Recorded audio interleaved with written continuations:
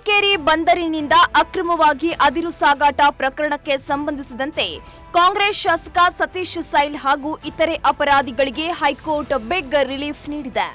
ಆರೋಪಿಗಳಿಗೆ ವಿಧಿಸಿದ್ದ ಶಿಕ್ಷೆಯನ್ನ ಅಮಾನತಿನಲ್ಲಿಡಲು ಹೈಕೋರ್ಟ್ ನ್ಯಾಯಮೂರ್ತಿ ಎಂ ನಾಗಪ್ರಸನ್ನರಿದ್ದ ಪೀಠ ಆದೇಶಿಸಿದೆ. ಸಿಬಿಐ ಸಲ್ಲಿಸಿದ ಅರ್ಜಿ ವಿಚಾರಣೆ ನಡೆಸಿದ ಜನಪ್ರತಿನಿಧಿಗಳ ವಿಶೇಷ ಕೋರ್ಟ್ ಆರೋಪಿಗಳಿಗೆ ಒಟ್ಟು 6 ಪ್ರಕರಣಗಳಲ್ಲಿ ಶಿಕ್ಷೆ ಹಾಗೂ ದಂಡ ವಿಧಿಸಿತ್ತು.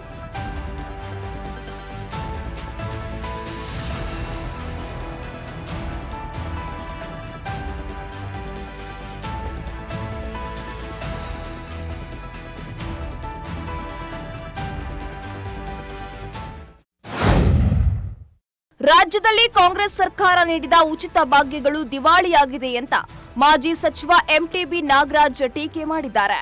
ಹೊಸಕೋಟೆಯಲ್ಲಿ ಮಾತನಾಡಿದ ಅವರು, ಅರ್ಹ ಫಲಾನುಭವಿಗಳಿಗೆ ಸರ್ಕಾರಿ ಯೋಜನೆಗಳು ತಲುಪುತ್ತಿಲ್ಲ. ಅರ್ಹ ಫಲಾನುಭವಿಗಳು ಅರ್ಜಿ ಸಲ್ಲಿಸಿದ್ರೆ ನಿಮ್ಮ ದಾಖಲೆಗಳು ಸರಿ ಇಲ್ಲ ಅಂತ ರಿಜೆಕ್ಟ್ ಮಾಡ್ತಾರೆ ಅಂತ ಆರೋಪ ಮಾಡಿದ್ರು.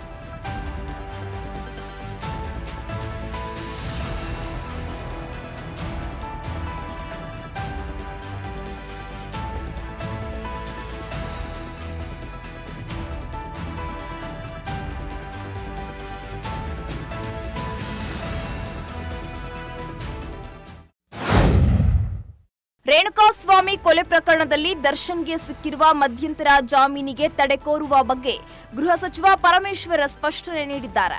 ಮಧ್ಯಂತರ ಜಾಮೀನು ತಡೆ ಕೋರಿ ಮೇಲ್ನವಮಿ ಸಲ್ಲಿಕೆಗೆ ವಿಳಂಬ ಆಗಿಲ್ಲ. ಜಾಮೀನು ತಡೆ ಕೋರಿ ಸುಪ್ರೀಂ ಕೋರ್ಟ್ಗೆ ಮೇಲ್ನವಮಿ ಸಲ್ಲಿಸುವ ಬಗ್ಗೆ ಗೃಹ ಇಲಾಖೆ ಕಾರ್ಯದರ್ಶಿ ತೀರ್ಮಾನಿಸುತ್ತಾರೆ ಅಂತ ಹೇಳಿಕೆ ನೀಡಿದ್ದಾರೆ. ಪ್ರೊಸೀಜರ್ಸ್ ಅನ್ನ ಫಾಲೋ ಮಾಡದೆ ಓವರ್ಲುಕ್ ಮಾಡಕ್ಕಾಗೋದಿಲ್ಲ ಇಂಥ ಕೇಸ್ಗಳೆಲ್ಲ.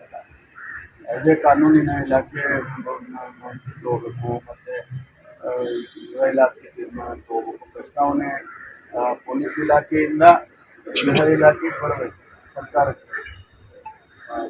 ತೀರ್ಮಾನಕ್ಕೆ ಹೋಗಬೇಕು. ಮಲಗಿದ ಜಾಗದಲ್ಲಿಯೇ ವ್ಯಕ್ತಿಯನ್ನ ಕಲ್ಲಿನಿಂದ ಜಜ್ಜಿ ಭೀಕರವಾಗಿ ಕೊಲೆ ಮಾಡಿರುವ ಘಟನೆ ಧಾರವಾಡದ ನವಲಗುಂದ ತಾಲೂಕಿನ ತಲೆಮೊರಬ ಗ್ರಾಮದಲ್ಲಿ ನಡೆದಿದೆ. 55 ವರ್ಷದ ಅಡಿವೆಪ್ಪ ಕೊಲೆಯಾದ ವ್ಯಕ್ತಿ.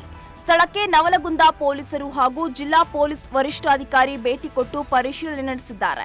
ತನಿಖೆ ಬಳಿಕ ಕೊಲೆಗಾರರ ಬಗ್ಗೆ ಹಾಗೂ ಕೊಲೆಗೆ ಕಾರಣದ ಬಗ್ಗೆ ತಿಳಿಯಬೇಕಿದೆ.